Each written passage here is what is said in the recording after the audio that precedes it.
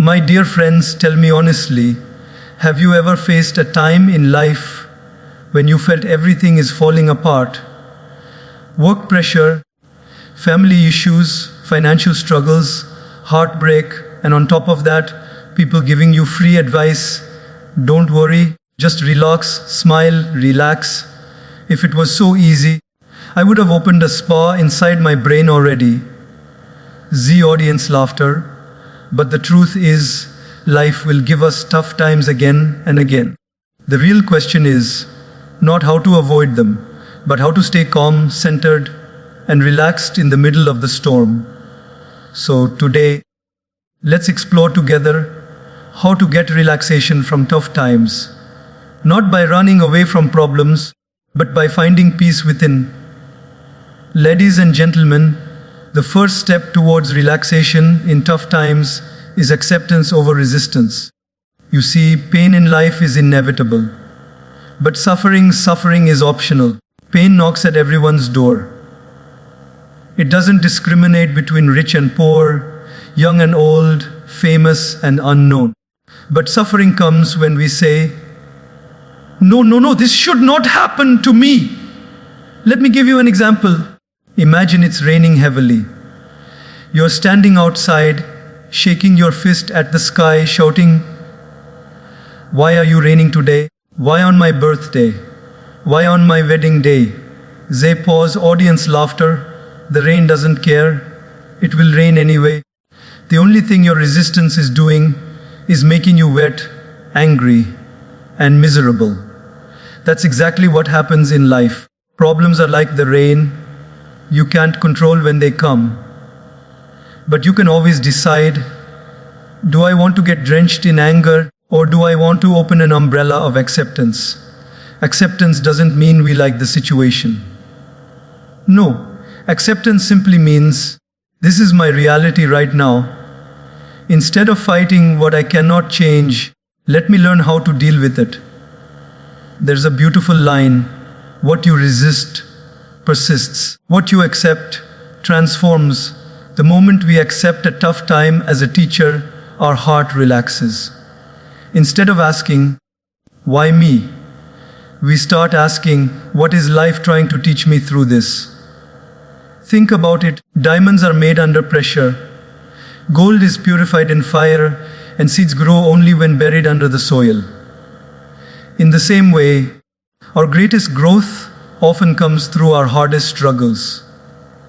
So my dear friends, next time life throws a problem at you, don't say, why me? Smile gently and say, try me, teach me, train me.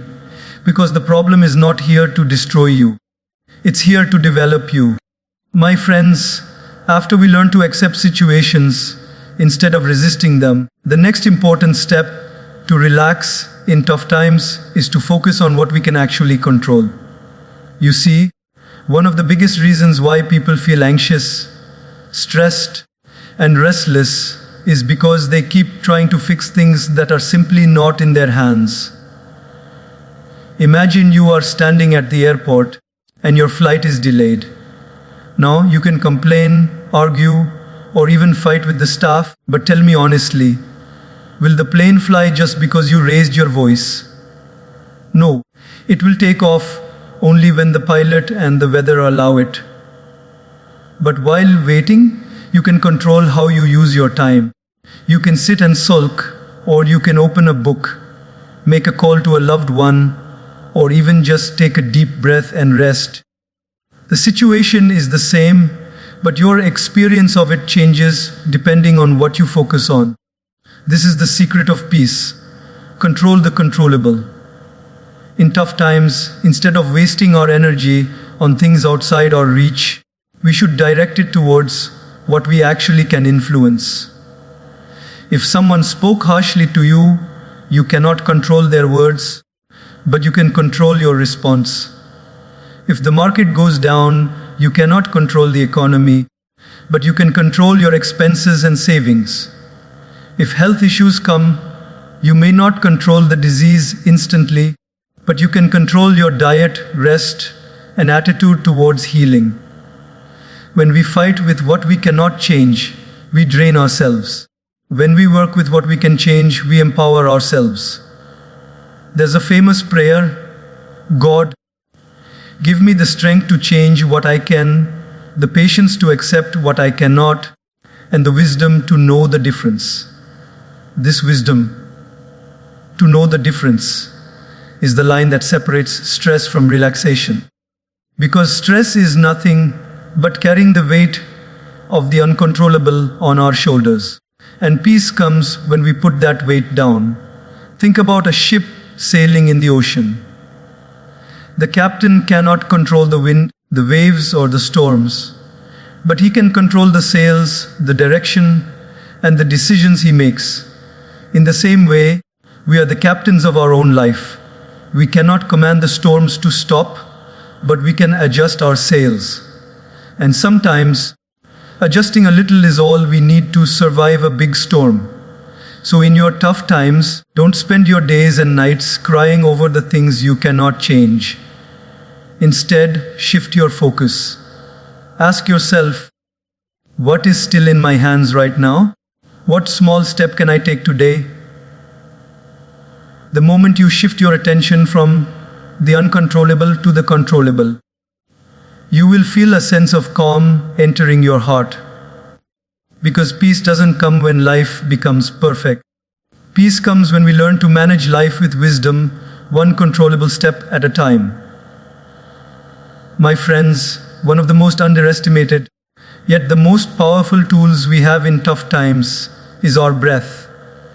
It's so simple that most people ignore it. We think of solutions outside: money, advice, distractions, entertainment. But the truth is, the very first medicine for stress is hidden inside us. And that is the way we breathe. Have you noticed how your breathing changes with your emotions? When you are angry, your breath becomes short and fast. When you are anxious, your breath feels tight and shallow. When you are relaxed, your breath becomes slow and deep. In fact, your breath is like a mirror. It reflects exactly what your mind is going through. But here's the secret. Not only does the mind affect the breath can also affect the mind. If you slow your breath, your mind slows down. If you deepen your breath, your heart begins to relax.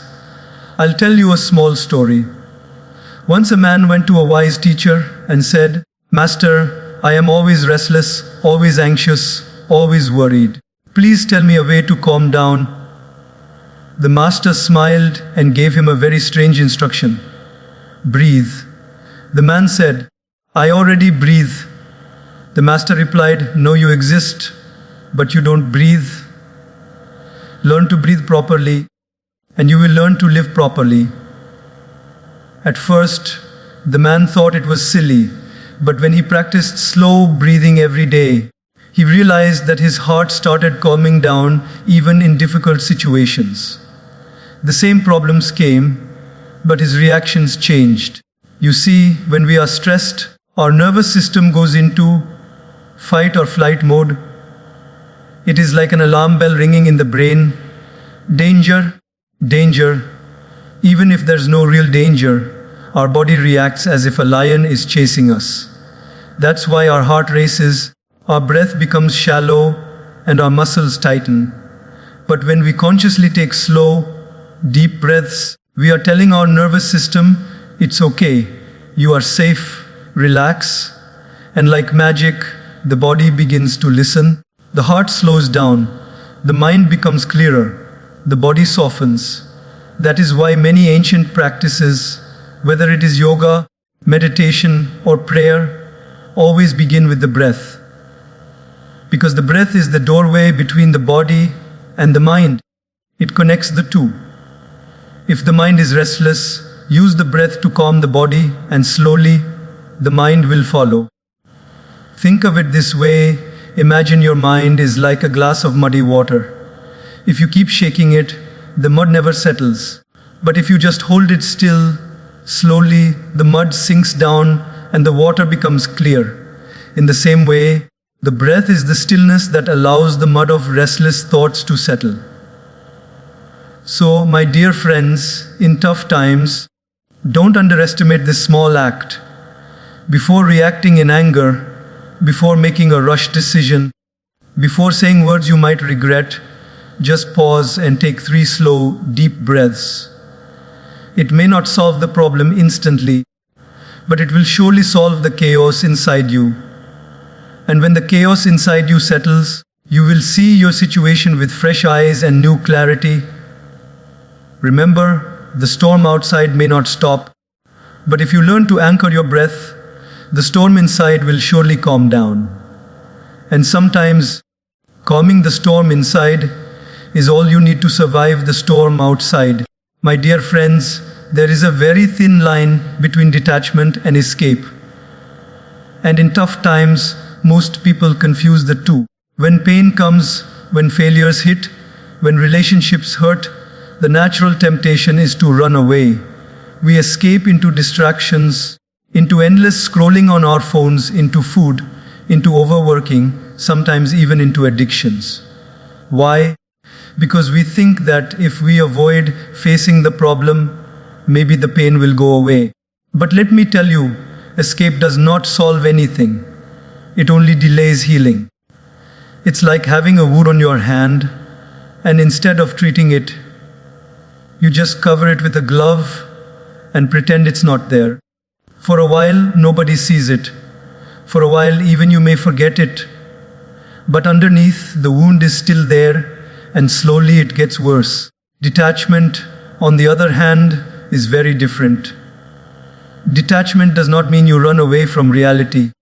It means you choose not to let reality control your peace of mind. It means you face the problem with full awareness, but you do not allow yourself to drown in it. Imagine standing in front of a fire. If you run straight into it, you get burned. That is escape into pain.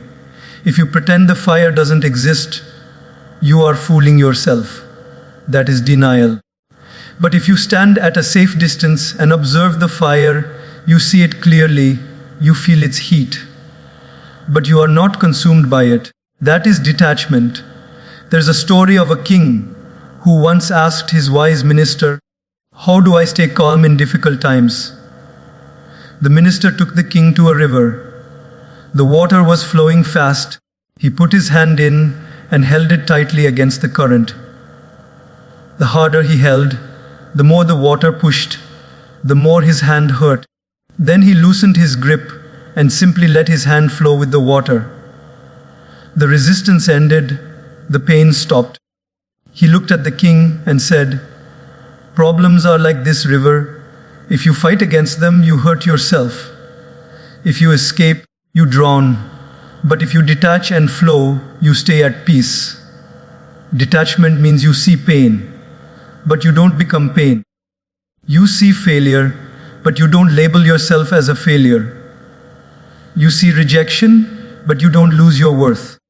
Tough times test our ability to separate who we are from what we are going through. You are not your problem. You are not your stress. You are not your heartbreak. These are experiences. They come and they go.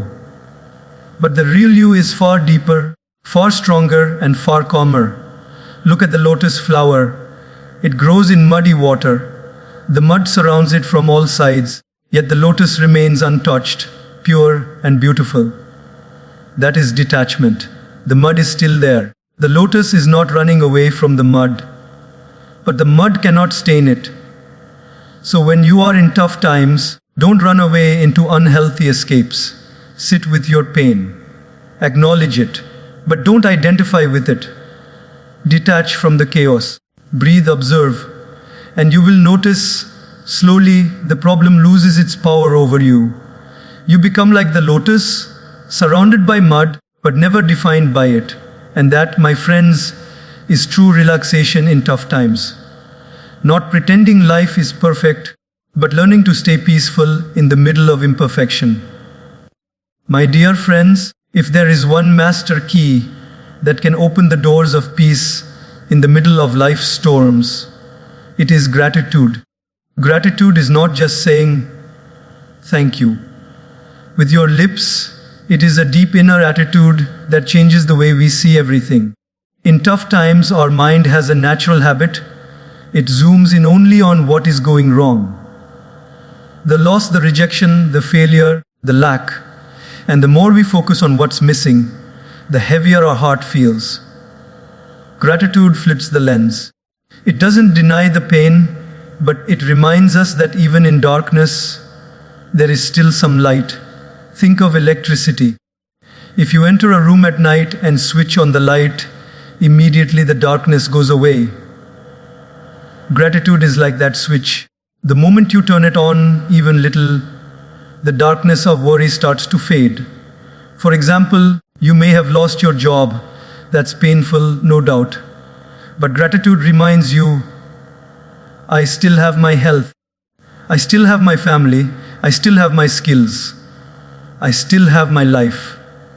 When you start counting what's left, the loss doesn't crush you as much.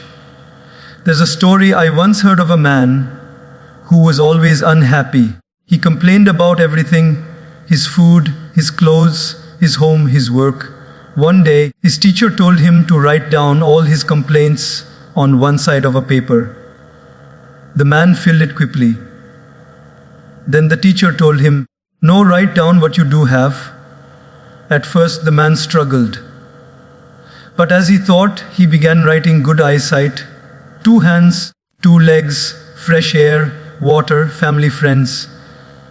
By the end, that list was much longer than his complaints.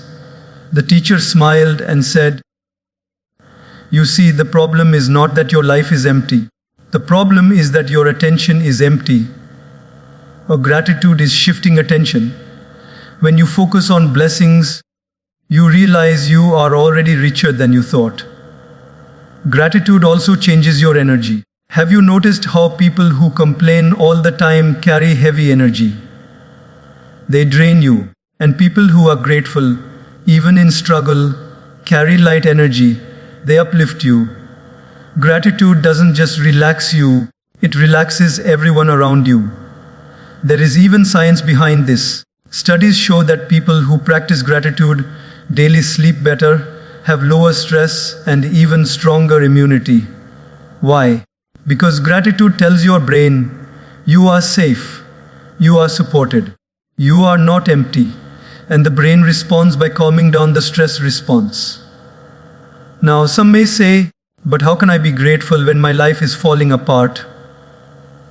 My friends, gratitude does not mean ignoring pain. It means that along with pain, you also acknowledge the good. The mind can hold both. You can cry for your loss and still smile for what remains. Gratitude does not cancel pain, but it balances it